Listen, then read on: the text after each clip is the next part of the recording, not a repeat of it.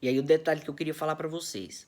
Cabe revisão criminal de decisão judicial que transitou em julgado, ou seja, de uma sentença, mas duas formas de sentença. Cabe revisão criminal, que é o mais tradicional, de sentença penal condenatória, tá? De sentença penal condenatória, ou seja, uma sentença penal que tenha condenado o réu e tenha transitado em julgado, e aí independe da natureza da pena aplicada, tá? Se foi uma pena pecuniária, se foi uma pena privativa de liberdade, se foi uma pena restritiva de direito. Cabe revisão criminal de sentença penal condenatória, independente da quantidade da pena da sentença condenatória, independente se a pena ela já foi cumprida ou não. Inclusive, cabe revisão criminal caso o réu esteja morto, tá? Cabe revisão criminal, e aqui eu queria ressaltar, até fazer um asterisco para você, cabe revisão criminal, inclusive se o réu já estiver morto.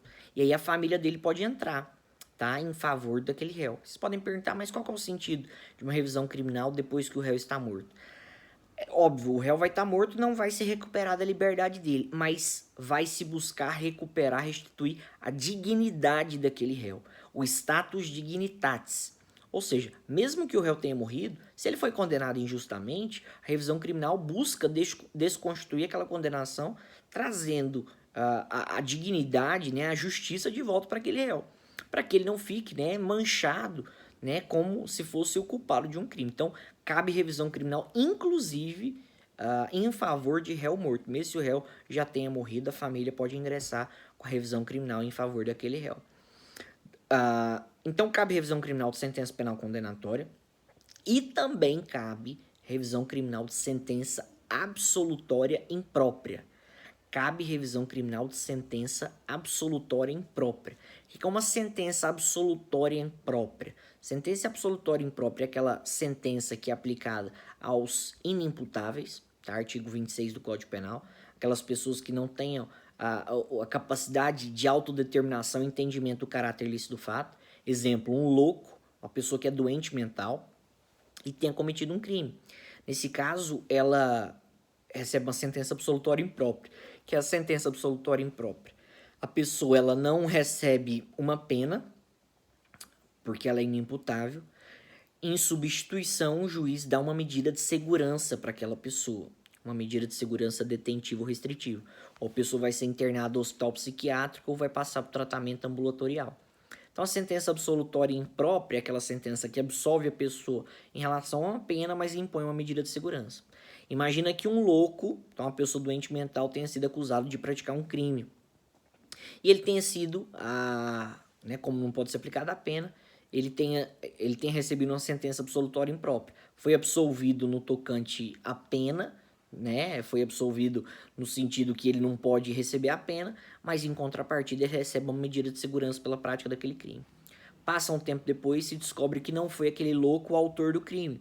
Nesse caso, cabe revisão criminal, tá? Para que o louco deixe de cumprir a medida de segurança detentiva, beleza?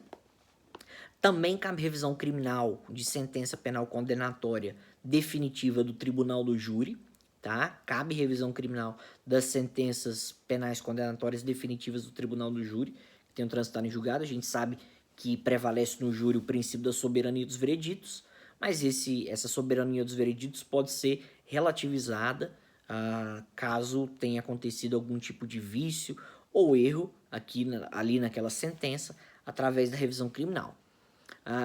Prazo para revisão criminal. Qual que seria o prazo da revisão criminal? Não existe um prazo específico, tá, para revisão criminal.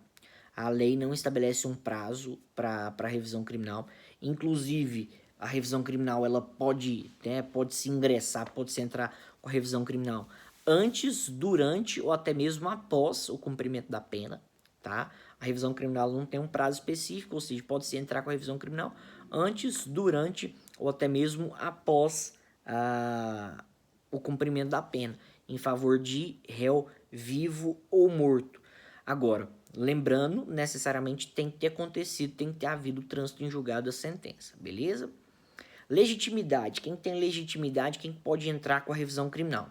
Vamos lá. São legitimados para entrar com a revisão criminal o próprio condenado, tá? O próprio condenado, independente de advogado, ou seja, o próprio condenado, até mesmo sozinho, pode entrar com a revisão criminal. O advogado ou defensor do condenado, o advogado ou defensor do réu, inclusive há entendimentos que qualquer pessoa que tem uma procuração pode entrar com a revisão criminal em favor do réu, ainda que não seja advogado, tá? Ou seja, um procurador legalmente habilitado.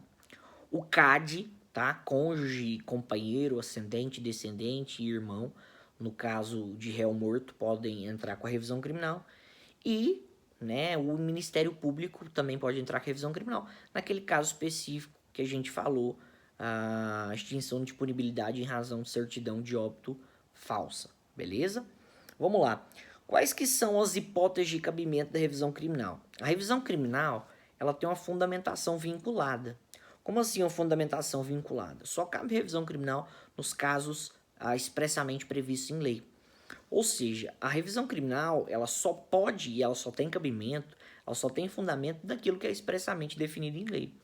E a lei define isso no artigo 621 do Código de Processo Penal. Ou seja, só cabe revisão criminal se ela for fundada nas hipóteses do artigo 621.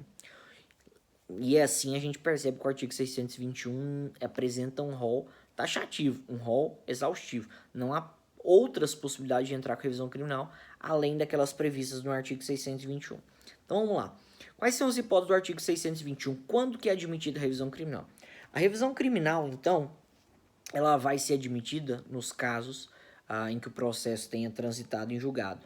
Quando a sentença condenatória, tá? Quando a sentença condenatória, ela for expressamente contrária à lei, ou, né, quando guardar algum tipo de contrariedade em relação à lei, ou quando a sentença condenatória for contrária à prova dos autos. Então, primeira hipótese que cabe revisão criminal é a situação em que a sentença ela é contrária à lei ou ela é contrária à evidência dos autos. Exemplo de contrária à lei: uma sentença penal condenatória que não respeitou o sistema trifásico ali do artigo 59 do Código Penal. Ou seja, uma sentença condenatória que foi estabelecida a pena sem se realizar o sistema, a adoção dos critérios trifásicos ali do artigo 59 do Código Penal. Ou, no caso de sentença penal condenatória expressamente contrária à evidência nos autos. Ou seja, imagina uma situação que todas as evidências dos autos apontam para a inocência do réu, não tem nenhuma prova, né, da materialidade do fato, nenhuma prova da autoria do crime, e mesmo assim a sentença criminal condena o réu. Ou seja, nesse caso também cabe revisão criminal, beleza? Segunda situação, cabe revisão criminal quando a sentença condenatória se fundar em depoimentos, exames ou documentos comprovadamente falsos. Cabe revisão criminal, então, quando a sentença ela se fundar, ela se basear em exames, perícias, depoimentos ou documentos comprovadamente falsos. Exemplo, uma sentença penal que tenha condenado o réu baseado numa perícia, né? Só que essa perícia se descobre que ela é falsa. Ou uma sentença penal condenatória que tenha se baseado num depoimento, tá, da vítima, ou um depoimento de uma testemunha, e se descobre que esses depoimentos são falsos, que a testemunha mentiu, que a vítima mentiu. Ou, né, como eu falei, uma perícia que é falsa. Vamos supor que a gente tem um laudo que atestou uma lesão corporal, ou um laudo que atestou estupro, e se descobre que esse exame, que essa perícia é falsa. Cabe, então, revisão criminal nesse sentido. Terceira situação, cabe revisão criminal quando, após a sentença, se descobrirem novas provas de inocência do condenado ou de circunstâncias que determine ou autorize a diminuição de pena.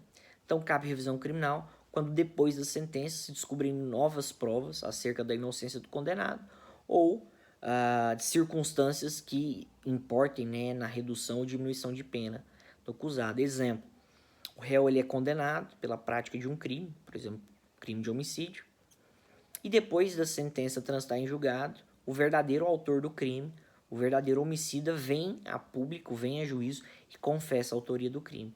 Cabe revisão criminal aí nesse caso. E também quando surge alguma a hipótese, né, depois da sentença transitada em julgado, alguma circunstância que importe a redução de pena ou que importe, né, atenuante aí de pena, né? Vamos supor, imagine que a vítima, né, de um crime de furto venha a público depois de sentença transitada em julgado e fale que o autor do crime foi lá e tentou reparar o dano, né, restituiu a coisa, ou seja, é uma causa de diminuição de pena aí, né, no caso de arrependimento posterior.